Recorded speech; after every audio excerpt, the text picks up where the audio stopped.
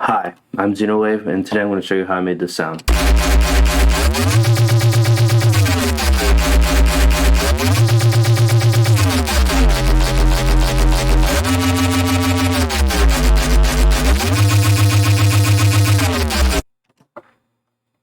Okay, so operator 1 is a sine wave, operator 2 is a square wave that has been converted to sine harmonics with randomized phases on and no fundamental.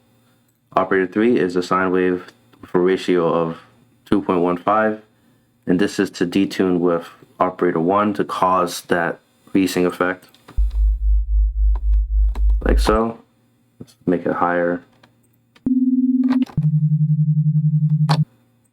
just to cause that. And the thing that brings it all together is the distortion in the filtering.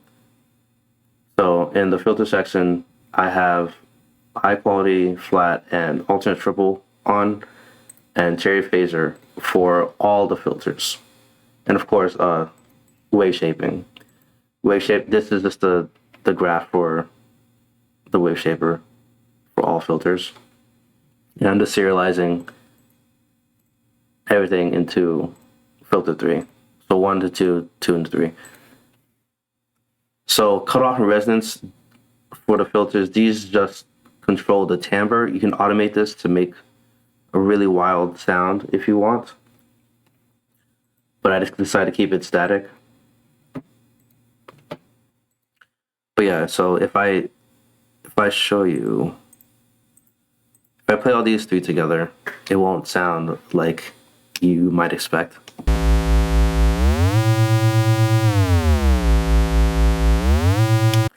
Yeah, you can hear the sine waves moving, and you can hear the no fundamental square, but what really brings it together, what really glues it together, is the wave shaping.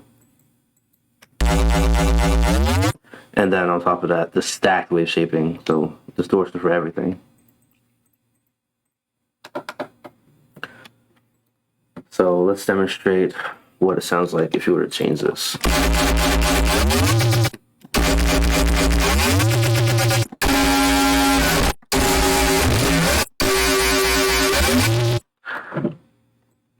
I just remembered I didn't have these on.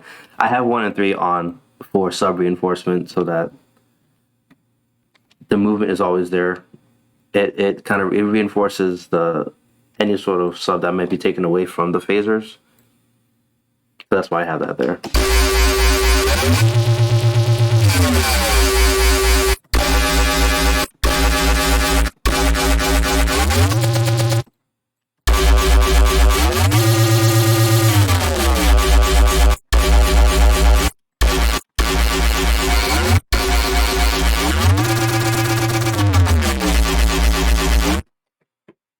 Yeah, plenty of fun to have with this sound. What else do I have? Oh, yes. When making this sound, I did originally plan to have this sort of thing going on again. Just have many phasers stacked on. So this would be a 90 pole phaser, and then a 90 pole, and then another 90 pole, and then just have fun with that. And I still could. But I feel like the Unison makes it a lot weaker, but it doesn't mean I can't go into the effects and post-process like mad. But that's not the point of this series. But I do suggest you bring this down, by the way. It is pretty loud default. And over in the operator section, I did have these operators modulating operator 2, which is our main timbre, and this was to take it a step further and see how much more I could control the sound. I was gonna automate these 3 individually, but I just decided to keep it simple. But you can totally do that to get some wild stuff. Good for resampling too. Well, let's take this off.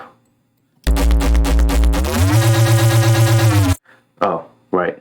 Not to mention, I have my operator 2's modulation being routed to mod X, and it's all the way down. So if I bring this up, it's like I'm controlling all of this whole row of operators at once.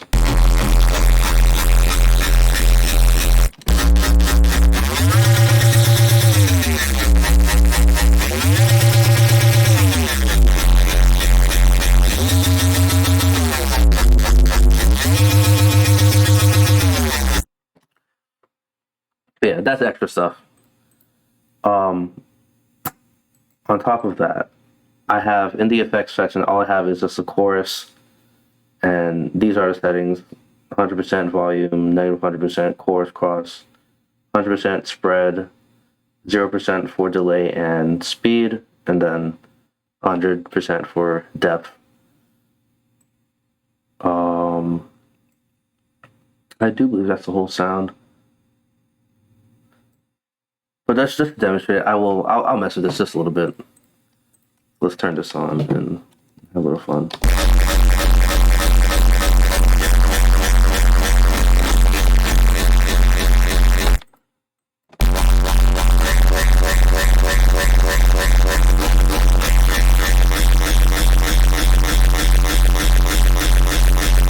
I don't know if I mentioned it, but if you change this, this will change how many I call them recycles happen in the sound. So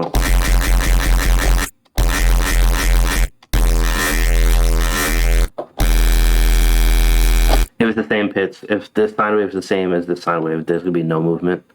So we need that detune to happen.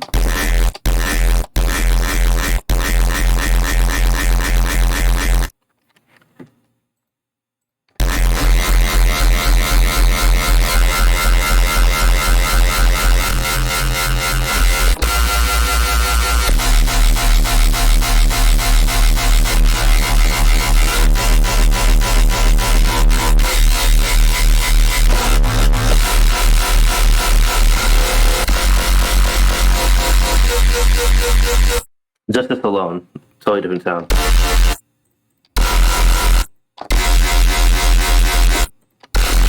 Which is why I wanted to kind of try and automate them at one, individually. But yeah, that's the sound. I don't know if I missed anything else. I don't think so. All right. But yeah, if you have any questions, let me know. Have a great day.